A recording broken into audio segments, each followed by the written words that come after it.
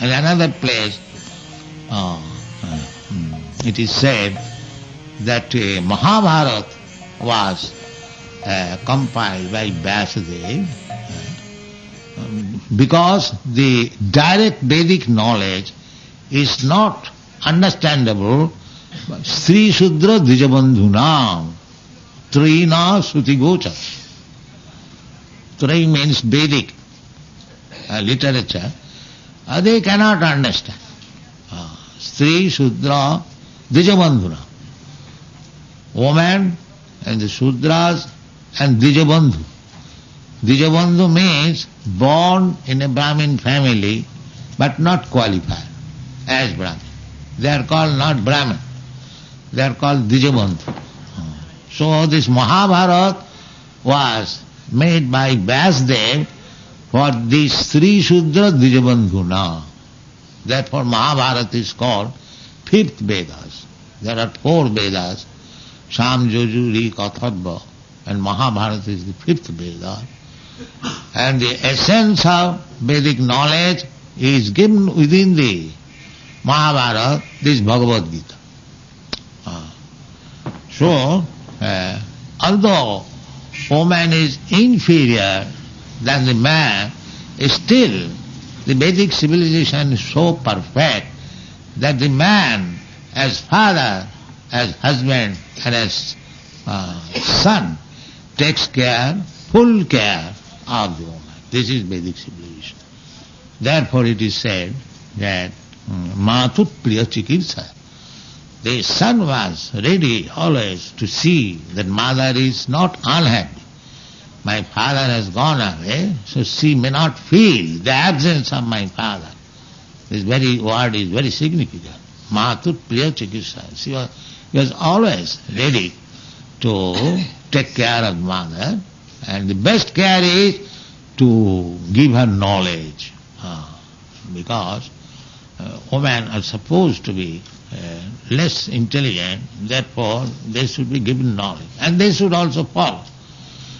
They should follow the father's instruction, they should follow the husband's instruction, they should follow grown-up, learned scholar like Kapil Dev. Then their life is perfect. Remain dependent. Tasmin Bindu Sarovari Avasit. They lived there in the Bindu, on the bank of the Bindu Sarovar lake. Avasit Bhagavan Kapila. Now Kapil Dev is Bhagavan. There is another Kapil Dev, Kapil Rishi. He is atheist. But here this Kapil Dev is authority and Bhagavan, incarnation of Krishna, Bhagavan, most powerful. Bhagavan means most powerful, all power.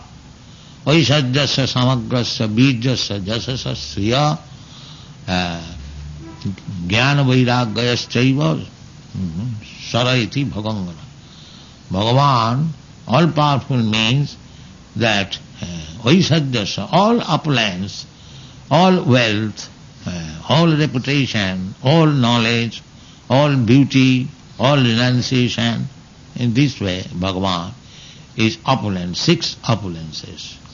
And these six opulences is fully represented in Krishna. Therefore Krishna is accepted. Krishnastu Bhagavan Swayam. And others, their expansion or incarnation, Vishnu Tattva. In the Bhakti Rasamrita Sindhu, the Goswamis, they have analyzed the characteristics of Bhagavan. The first Bhagavan is Lord Brahma. Not first Bhagavan is Krishna. But the Bhagavan realization, the opulences realization begins from Lord Brahma. He is Jiva Tattva. Jiva Tattva means he is ordinary living being like us. If you become powerful in spiritual strength, then you can also have the post of Lord Brahma.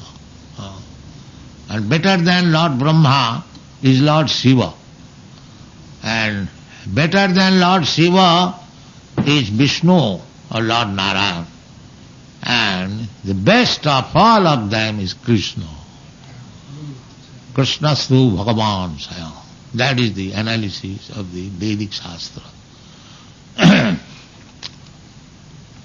So, all Shastras except the Brahma Samhita and I mean to say other all Shastra, Krishna's, even Shankaracharya accepts. So Bhagavan sang Krishna, Shankaracharya.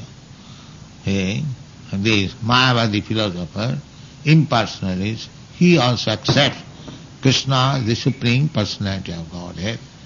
And all the Acharyas, Ramanujarya, Vadhyacharya, Vishnu Swami, Nimbarka, and lately Sri Chaitanya Mahaprabhu, all accept Krishnastu Bhagavan Sam.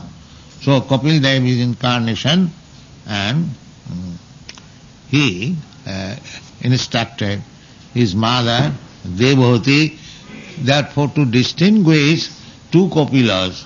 One Kapila is the atheist Kapila and the other Kapila is Bhagavan Kapila. Therefore Bhagavan Kapila is known as Devahati Putra Kapila. Both of them expounded the Sankhya philosophy, but the atheist Kapila expounded without understanding or without perception or realization of God. And here Kapil Dev is expounding Sankhya philosophy to his mother personally. Just like Krishna personally expounded the knowledge of Bhagavad Gita to Arjuna, his friend. Similarly, Kapil Dev, Bhagavan, he expounded the Sankhya philosophy to his mother, Devahati, and that we are explaining.